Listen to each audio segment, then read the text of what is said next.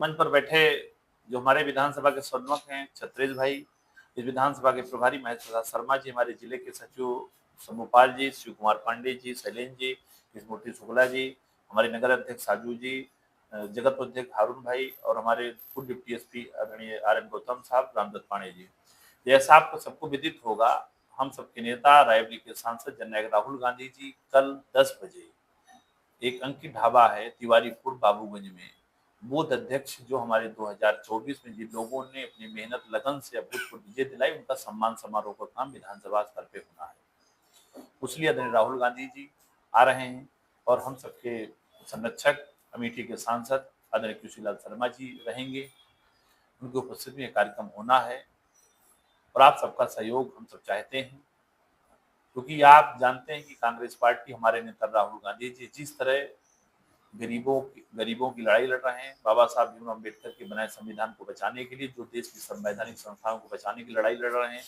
और आप देखिए छोटी छोटी बातों में राहुल जी ने स्वयं कहा कि 32 मुकदमे इस भारतीय जनता पार्टी की सरकार ने उनके ऊपर करवाए हैं और उन्हें मेडल के रूप में लिया कि जिस तरह लोकतंत्र को खत्म कर रही है मोदी सरकार, उसका जवाब सिर्फ और सिर्फ कांग्रेस पार्टी दे रही है। किस तरह का प्रोग्राम का क्या प्रोग्राम है? कल 9 बजे की सूचना हम सब दे रहे हैं। 10 बजे राहुल गांधी जी गेस्ट हाउस में रहेंगे। आज रात को लगभग 9:30-10 बजे गेस्ट हाउस आ जाएंगे, भुईमो गेस्ट हाउस, और कल सुबह 10 बजे हमारे कार्यक्रम में आएंगे, जिसमें हमारे जो विधानसभा के बूथ अध्यक्ष हैं, नैब अध्यक्षगण हैं, ब्लॉक अध्यक्षगण हैं और जो वरिष्ठ हमारे कांग्रेस के पदाधिकारी हैं, उन सभी का संवाद करेंगे और बुद्ध अध्यक्षों का सम्मान राहुल गांधी जी के हाथों होना है। विकास को लेकर के अभी तक राहुल जी ने रायबरेली को कुछ साल भर गुजर गए हैं, ऐसा कुछ देखने को नहीं। आप देखिए एम्स की समस्या को लेकर राहुल गांधी जी ने उठाया, बेड बढ़ने जा रहा है। आप देखिए रेलवे कोच में जिस तरह जो डेली बेसिस पे जो रखे जा रहे थे हमारे मजदूर भाई, उनके साथ अन्याय, उस अन्याय को उन्होंने उठाया, रेल मंत्री को पत्र लिखा। देखिए गूंगी बहरी सरकार है, भारतीय जनता पार्टी को जनता से कोई लेना देना नहीं।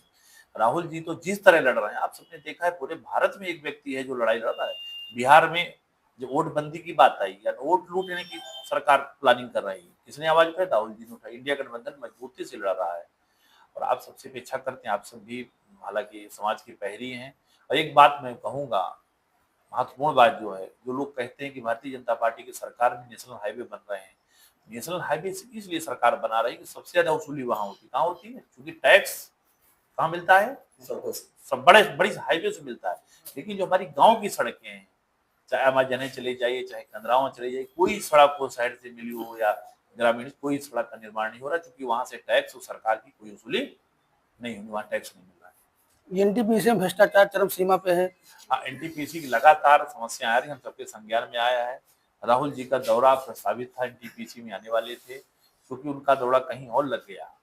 अगली बार जब आएंगे तो हम सब अनुरोध करेंगे राहुल जी को कि एनटीपीसी आए, वहाँ की हालत वास्तव में खराब है, लोग परेशान है। लोकसभा चुनाव में राहुल जी को ऊंचाहार विधानसभा से अच्छे खासे वोट मिले, शानदार वोट मिले, और ऊंचाहार विधानसभा में उनको एक पब्लिक को धन्यवाद मीटिंग करनी चाहिए। नहीं, और राहुल जी का जो चुनाव है, यहाँ पे जितने कांग्रेस के लोग बैठे हैं सबको पता है कि राहुल जी का चुनाव कांग्रेस के कार्यकर्ताओं से ज्यादा यहाँ की जनता ने चुनाव लड़ा है। तो सबसे पहला धन्यवाद तो जनता के लिए बनता है। देखिए राहुल जी लगातार जनता के संवाद कर रहे हैं, और आप और पहली बार, इसके पहले भी आए थे, जगतपुर आए थे, लोगों से मिले, और लोग मिल भी रहे लगातार। हमको लगता है यहाँ से तमाम लोग, पिछली बार लोग 1,500 लोग मिले थे। कितने भाई साहब? 1,500 लोग मिले और 250-300 लोग ऊंचाहार के थे, जो जनता दर्शन में। हाँ, जनता दर्शन, वो खुद ही दर्शन ले रहे हैं जनता का। नहीं, हम पब्लिक मीटिंग की बात कर रहे हैं। हाँ, पब्लिक मीटिंग भी उनकी होनी कल। हालांकि जो लोग आएंगे वो अपनी बात कह सकते हैं, हम लोग प्रयास करेंगे। लेकिन एक बात मैं बताऊं, पहली बार बहुत सांसद, आप देखिए नरेंद्र मोदी कितना जाते हैं बनारस, 11 साल में आप देखिए बनारस को हाल कर दिया है। सिर्फ एक पुल छोड़ दीजिए जो हवाई अड्डा को जो मिलाता है, उसके अलावा कोई काम वहां नहीं हुआ, जो बना तो गिर गए। लेकिन आप देखा जो हवाई अड्डा इसलिए बना क्योंकि आना जाना रहता है, हवाई जहाज से उतरते हैं, जाते हैं अपनी मीटिंग में।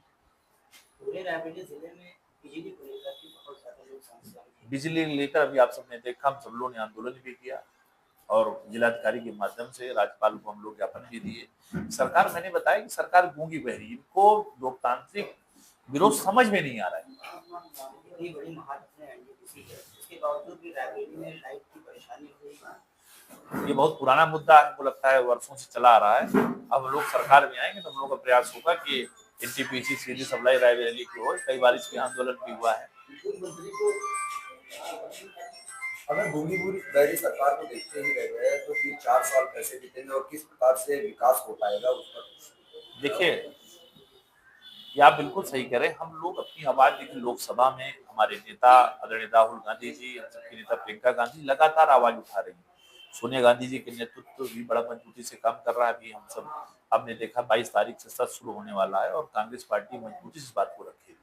यहाँ पर सबसे बड़ी गंभीर समस्या और फ्लाईओवर के बगल में बने सर्विस लेन की है, जो लगातार पत्राचार करके व्यापारी संगठनों ने जो है लगातार अवगत कराया। उसके बाद भी अभी कार्य इस घटना, हाँ जी मैं समझ गया। इसमें हमारे साजू जी हैं, यहाँ के शहर अध्यक्ष हैं हमारे नगर, ये पार्टी पुराने लीडर भी हैं, तो इन्होंने एक पत्र दिया तो हम लोग थे उस समय। हमको लगता है इनके साथ 7-8 लोग गए थे, जिसके पहले जब राहुल गांधी जी आए थे, राहुल गांधी संज्ञान लिया और पत्र भी लिखा रेलवे मिनिस्टर। जनता की नजर में असल में ऊंचाहार विधानसभा के अंदर सिर्फ आश्वासन ही आ रहा है, अभी तक किसी को किसी प्रकार की संतुष्टि भरा पत्र नहीं प्राप्त। आप ये बताइए, विधायक यहाँ के अब तो चले गए, बीजेपी में चले गए, सब कुछ बीजेपी का है।